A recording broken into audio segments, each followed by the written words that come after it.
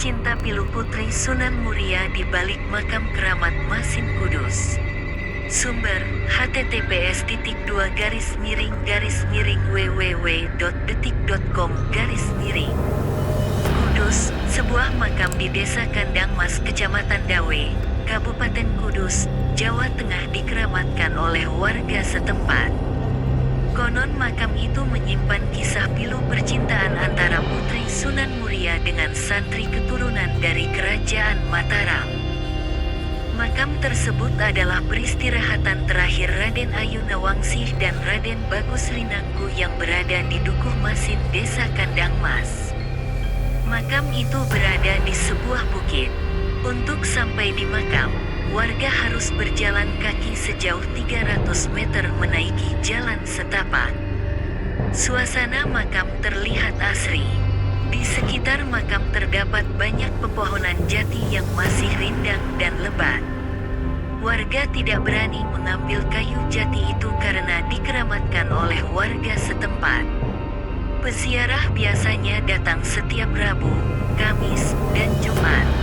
Ketua Pengurus Makam Keramat Punden Masin, Sumartono, mengatakan makam Raden Ayu Nawangsih dan Raden Bagus Rinangku telah dikeramatkan oleh warga setempat. Menurutnya Raden Ayu adalah anak Sunan Muria, sedangkan Raden Bagus adalah keturunan Mataram yang menimba ilmu di pondok milik Sunan Muria. Karena dari Mataram berkeinginan untuk berguru di rumahnya Sunan Muria, akhirnya mereka diterima ngaji bersama. Tapi sebelumnya Raden Bagus ini sudah punya ilmu luar biasa, jelas Sumartono ditemui di lokasi, Kamis tanggal 7 Maret tahun 2024.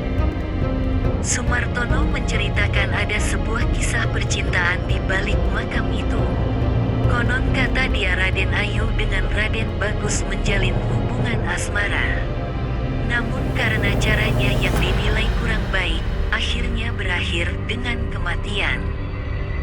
Dia mestinya direstui tapi caranya yang tidak sopan. Sebagai pemuda mereka bersama-sama di hutan. Mereka keduanya adalah berpacaran.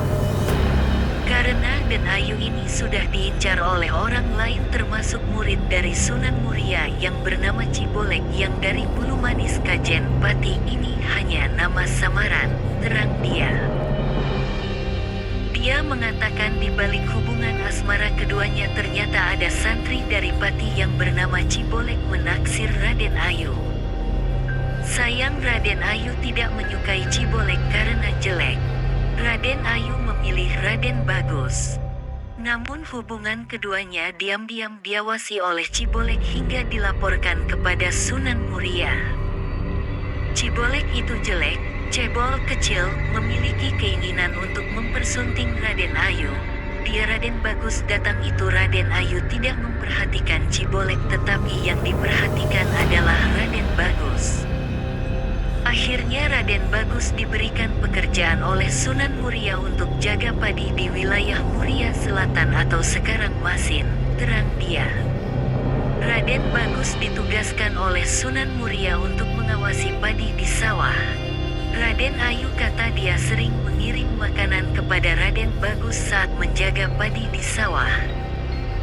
Ternyata Cibolek, kata dia, diam-diam mengawasi keduanya yang sedang menjalin asmara di sawah.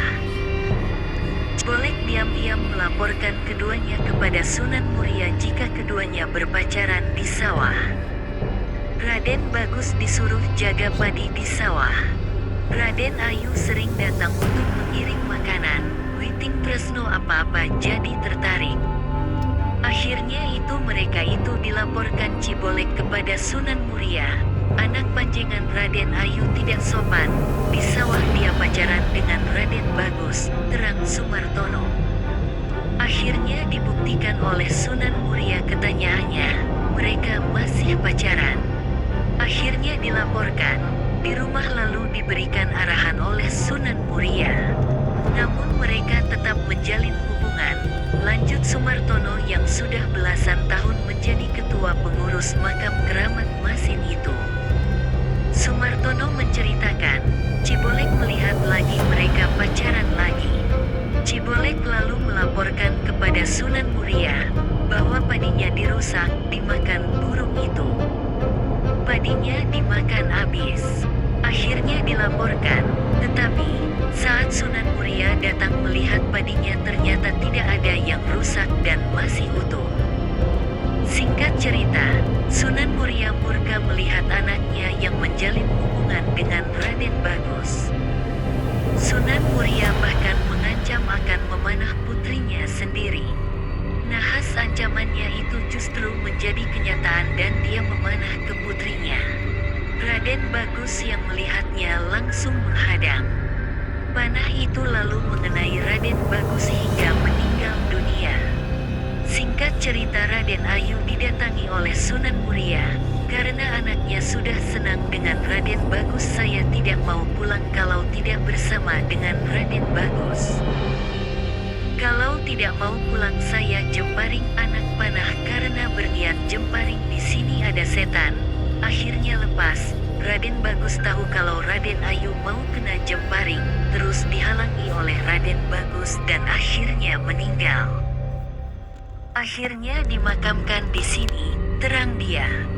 Raden Bagus dan Raden Ayu akhirnya dimakamkan di Masin yang sekarang dikenal Desa Kandang Mas. Warga berdatangan di makam tersebut, terutama saat hari Rabu, Kamis, dan Jumat. Mereka datang baik hanya sekadar berdoa hingga berharap mendapatkan jodoh. Terus banyak yang datang ke sini. Sudah sore sampai subuh tidak pulang-pulang, maka disabda menjadi kayu jati. Jati ini adalah sabda dari orang-orang yang taksiah yang tidak mau pulang, pungkas dia. Camat Dawe Fami Dwi Arfana yang datang saat tradisi Sewu Sempol di makam keramat berharap agar masyarakat mendapatkan berkah dan ridho berkat menggelar sedekah kubur tersebut. Kami dari kecamatan hanya bisa berdoa, semoga mendapatkan keberkahan kita semua. Tujuan untuk bersedekah berharap ridho Allah, katanya ditemui